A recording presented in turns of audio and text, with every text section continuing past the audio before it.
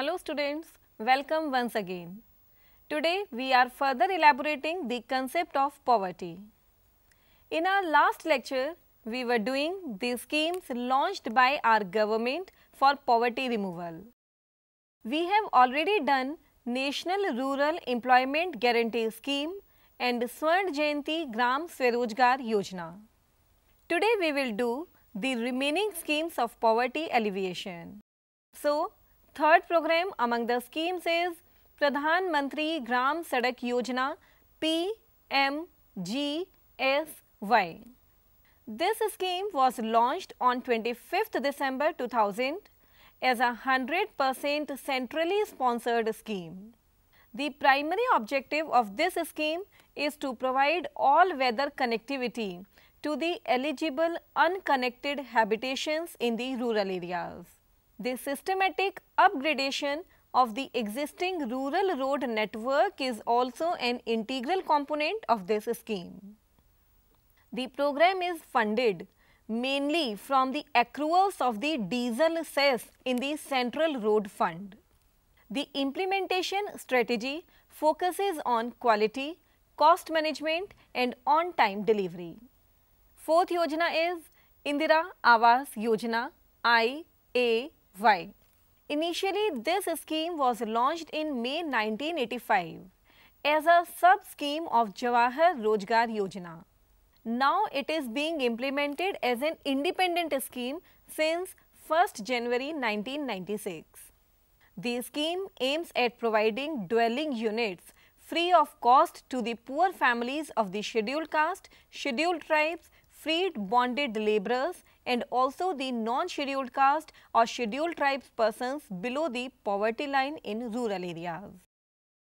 This scheme is funded on a cost sharing basis of 75:25 between the living below the poverty line in rural areas.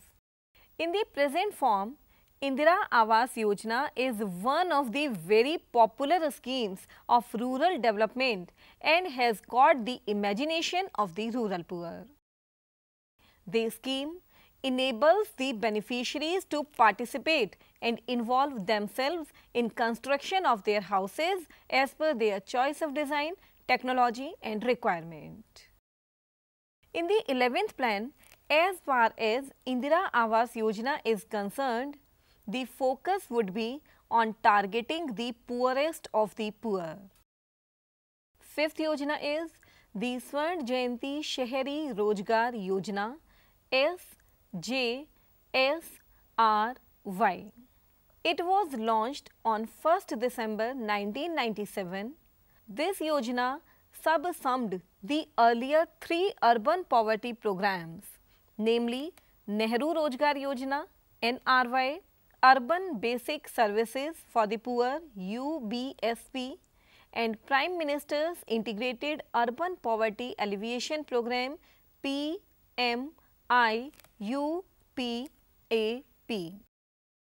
This program has two main schemes.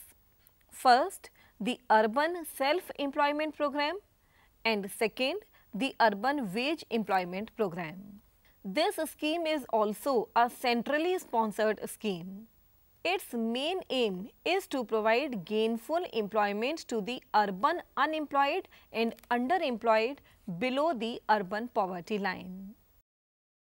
In its present form, the scheme has not succeeded in providing effective employment opportunities to the urban poor.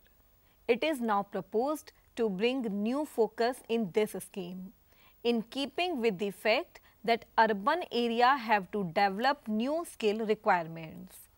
Towards this end, 43 new trades have been identified in which it is proposed to build capacity by skill development, self-help groups and self-employment skills plus facilitation of credit for setting up self-employment. Thus, Swern Jayanti Shahari Rojgar Yojana is being substantially revised. Besides this, an effort would be made during 11th plan to focus on urban poverty alleviation. In this regard, 11th plan has the following objectives for the urban poor. First, to provide them affordable shelter and decent living and working conditions.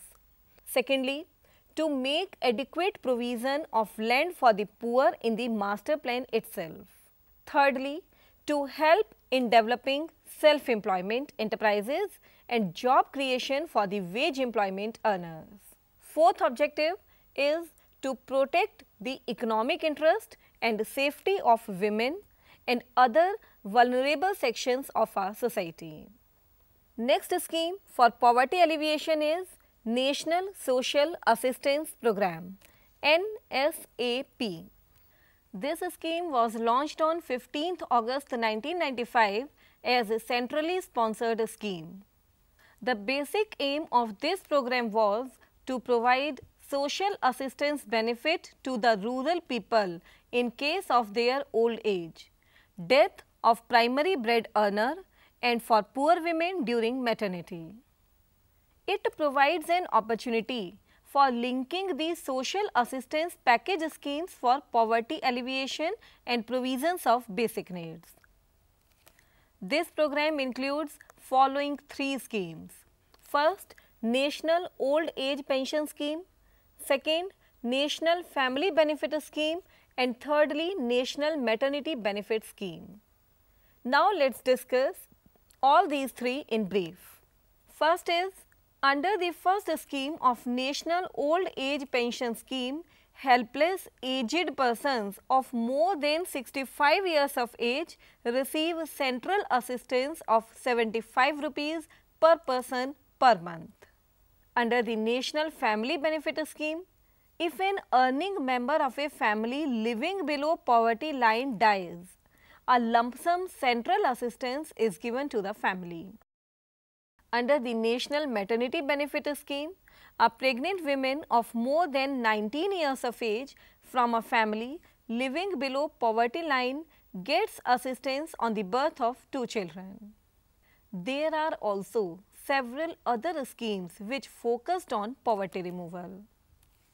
We have put them in the category of other schemes. So now other schemes. Prominent among others are as follows. First, Food for Work Program. This scheme was launched on February 2001. It aims at augmenting food security in the drought affected rural areas. Second, among others is Annapurna Yojana. This scheme came into effect from April 1, 2000. It aims at providing food security to meet the requirements of the senior citizens. Third, among the other schemes is Krishi Shramik Samajik Suraksha Yojana. The scheme was launched in July 2001 for giving social security benefit to agricultural laborers. Fourth, among other schemes is Shiksha Sahyog Yojana. The scheme has been finalized for providing educational allowance of ₹100 per month to the children of parents living below the poverty line. Fifth, among the other schemes is Antyodaya Ann Yojana. The scheme was launched by the Prime Minister on 25th December 2001. Under the scheme, 1 crore poorest families out of the below poverty line families covered under the targeted public distribution system are identified. Can you believe 35 kg of food grains are made available to each eligible family at a highly subsidized rate of rupees only 2 per kg for wheat and rupees 3 per kg for rice. Thus, through these various programs, efforts are being made to improve the quality of life of poor persons. Students, after discussing the various poverty alleviation schemes, now it is the time to analyze the positive or negative contribution of these schemes in the aim of poverty removal. So, our next heading is Poverty Alleviation Programs, a Critical Assessment, or Impact of Poverty Alleviation Programs on our Indian economy. It is widely accepted view that our poverty alleviation programs could not achieve desirable results. Following are the 4 major reasons for failure of poverty alleviation programs in India. First reason of failure is pro-rich bias. People's bias operating within the delivery system, where the system has revealed a bias in favor of articulate, educated and resourceful people etc. as against the poor people. Second reason for failure of these poverty removal schemes is neglect of remote areas. Our roadside bias makes for exclusion of poor households who are mostly located in interior parts of villages or in remote villages, which are not easily accessible and hence not convenient for the delivery system to approach. The third reason for failure is manipulation.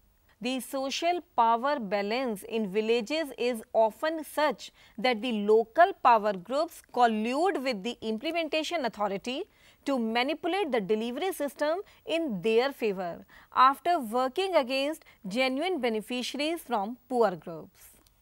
Fourth reason for failure of poverty alleviation programs is mismatch of priorities.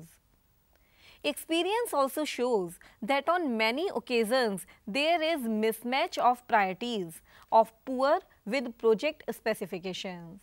Either a project is virtually imposed on a poor household by delivery system, which the household can abandon and not inputs from the delivery system in appropriate doses. But there are some suggestions for poverty removal. A number of measures have been made in India development plans in the directions of poverty removal. In this regard, the following suggestions can be worth noting. First of all, more concrete and practical measures should be adopted to increase the share of poor people in national income. But side by side, it should also be taken care of that this process of income redistribution does not hurt the work incentive and productive capacity of our producers. Second measure is that we should implement our development strategy in such a way that the increase in production and social justice go hand in hand. For this, we have to adopt those programs and policies which can improve living standard of the poor, which can increase production of massive consumer goods, which can provide employment to the largest possible number of people. The third suggestion for poverty removal is that more and more facilities should be provided to the poor section of the society so that they can invest more in agricultural sector and cottage and small scale industries. Here I would like to tell you there are 3 priority sectors for India. First is agriculture, second is small scale industries and third is export import. They should also be given training in regard to technique, technology and managerial skill. Fourth suggestion is regarding black money. Means black money should be controlled so that there can be some check on monopolistic and acquisitive tendencies. Next remedy for poverty removal is that more industries, especially labor intensive industries, should be set up in the backward regions of the country. Next measure is that poverty alleviation programs should be expanded and effectively implemented. There should be proper coordination among these various programs. Not only this, more attention should be paid to the solution of so far neglected problem of urban poverty. Efficiency of the poor people should be raised by providing them adequate facilities for education, health and housing. In this regard, attention should be given on the development of civil hospitals, public parks, public transport system and housing for the poor. Next measure is that we should not blindly follow foreign technology. Instead, sincere efforts should be made to develop appropriate technology suitable to our nature, needs and resource endowments. So students, these were some of the measures to remove poverty from India. Now it is the time to revise what we have done in this lecture today. Today we completed all poverty alleviation schemes with their critical assessment and impact on our Indian economy. We also discussed some suggestions which should be implemented in order to remove poverty from our country. These schemes for poverty removal which we discussed are as follows in a summarized way. First scheme was National Rural Employment Guarantee Scheme for guaranteed 100 days wage employment to poor in financial year. Second scheme was Swर्ण Jayanti Gram Swarojgar Yojana for providing self-employment to the rural poor, as Gram means village.